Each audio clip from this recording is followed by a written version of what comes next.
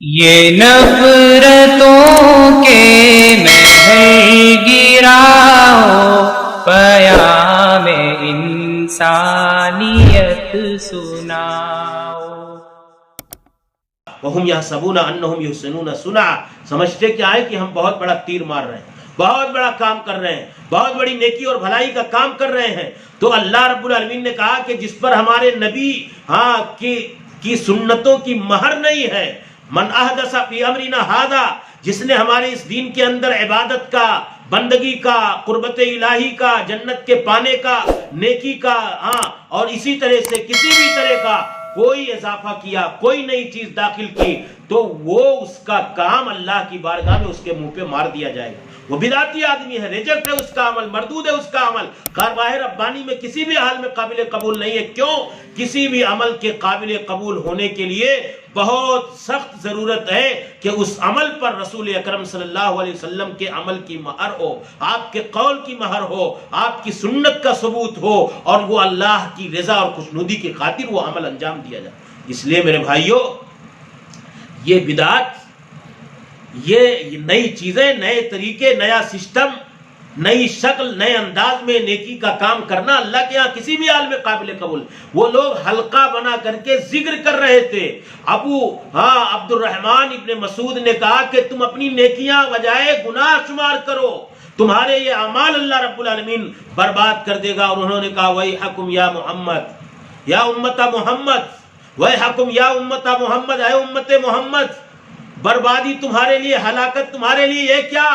ما اسرع ہلاکتکم ہؤلاء صحابۃ نبیکم متوافرون وهذه الثيابۃ لم تبلى وآنیتہ لم تکسر والذی نفسی بیدہ انکم لعلی ملۃ ہی اہدی من ملۃ محمد او مفتتح باب ضلالہ۔ کہا اے امت محمد تم برباد ہو جاؤ، ما اسرع ہلاکتکم، کتنے جلدی تم ہلاکت کے دہانے پر پہنچ گئے، کتنی جلدی تباہی اور بربادی کے غار میں گرنے لگے۔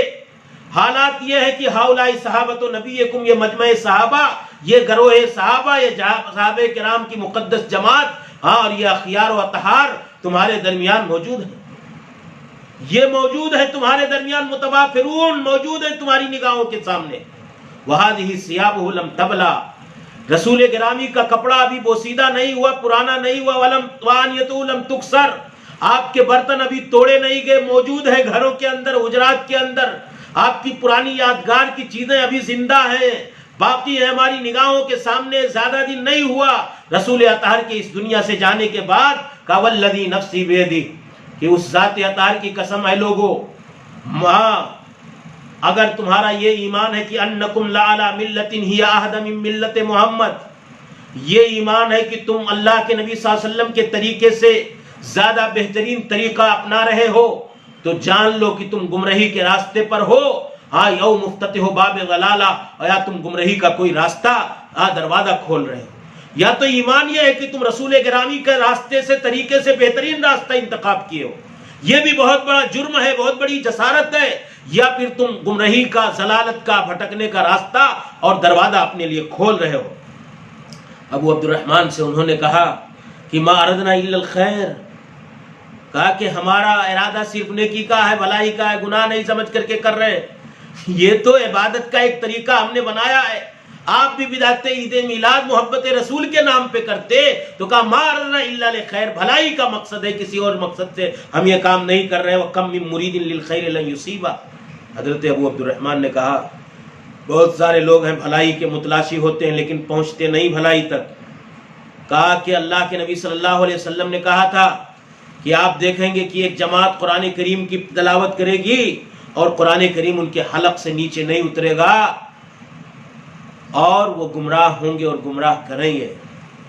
حضرت عمرو بن سلمہ کہتے ہیں کہ جو لوگ یہ حلقہ بنا کر کے پڑھ رہے تھے، میں نے اسی حلقہ کے لوگوں کو دیکھا کہ وہ بھٹک گئے، خوارج کے راستے پر چلے گئے۔ حلقہ بنانے والوں نے نہروان کے دن کے موقع پر دیکھا کہ اس مجلس کے لوگ گمراہی کا شکار ہو گئے اور خوارج کے صفوں میں جا کر کے بیٹھے ہوئے۔ میرے بھائیو، ابن مسعود نے کس بات پر اتنی سخت نکیر کی؟ اس بات پر کہ یہ ذکر کا کرنا غلط نہیں ہے، ذکر اللہ رب العالمین کا کرنا نیکی کا کام ہے، لیکن اس ذکر کا طریقہ تم نے غلط بنایا ہے، یہ طریقہ تم نے غلط اختیار کیا ہے، اور رسول گرامی صلی اللہ علیہ وسلم سے ثابت شدہ طریقہ نہیں ہے، اس لیے کہا کہ تم ہلاکت و تباہی کے دہانے پر جا رہے ہو۔ لو ترکتم سنت نبیکم لضللتم، اگر تم نبی کائنات کی سنتوں کو چھوڑو گے تو گمراہ ہو جاؤ گے، راستے سے بھٹک جاؤ گے، ضلالت کے راستے پر چلے جاؤ گے، یہ اللہ کے نبی کا فرمان ہے۔ اس لیے میرے بھائیوں میں نے دو واقعہ ذکر کیا کہ ایک تو نبی کائنات نے کہا کہ نبی کی جگہ پر رسول کا استعمال درست نہیں، یہ ذکر کا طریقہ ہلکا بنا کر کے بیٹھنا تمہارے لیے درست نہیں ہے۔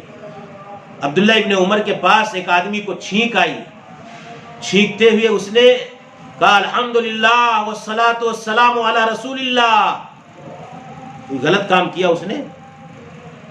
رسول گرامی صلی اللہ علیہ وسلم پر صلاۃ و سلام ہی بھیجا اللہ کی تعریف کے بعد، چھینکنے کے بعد، لیکن نہیں، رسول گرامی اگر سمجھتے کہ یہی طریقہ بیٹر اور بہتر اور تمہارے لیے اچھا اور مفید نفع بخش اور آخرت کے دن زیادہ کام آنے والا ہے تو رسول گرامی یہ طریقہ بتا کر کے جاتے کہ جب چھینک آئے تو الحمدللہ کے ساتھ والصلاۃ والسلام علی رسول اللہ کہو، لیکن نہیں، رسول گرامی نے نہیں بتایا۔ عبداللہ ابن عمر نے کہا نہیں، رکو، تمہارے لیے درست اور جائز نہیں ہے۔ کیوں؟ اللہ کے نبی صلی اللہ علیہ وسلم نے کہا صرف الحمدللہ پڑھو، تم نے نئی چیز داخل کر دیا، تو یہ نئی چیز تمہاری دین اسلام کے اندر داخل کرنا درست اور جائز نہیں ہے۔ الصلاۃ والسلام علی رسول اللہ بڑھانا درست اور جائز نہیں۔